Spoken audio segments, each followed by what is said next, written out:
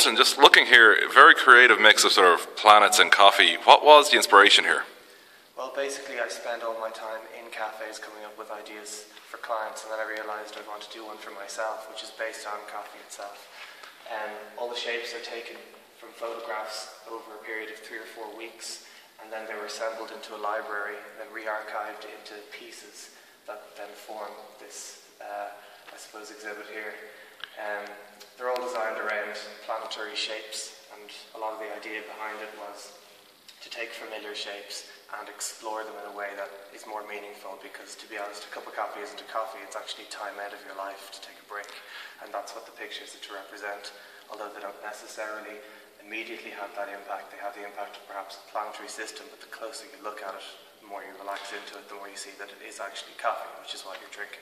And I suppose just looking at the different things, I see you got Americano, latte, cappuccino and mocha, so what was the idea when you were thinking of the different types of coffee?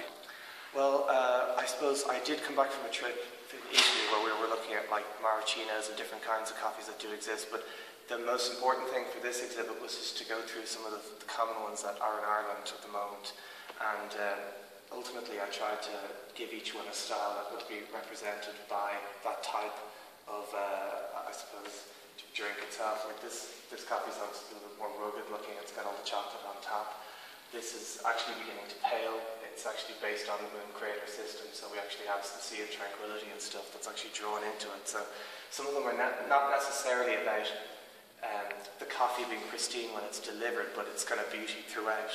So for example, this has got actually the residue of the inside of the latte cup, and like elements of like sugar where it's missed, the coffee itself forming stars, and the idea of like the edge where it's just being sipped. So it's not necessarily just about selling food photography, it's about relaxing into the whole process. Like that, because coffee doesn't just exist when you first see it, it's as you're enjoying it. And that's the purpose of this exhibit.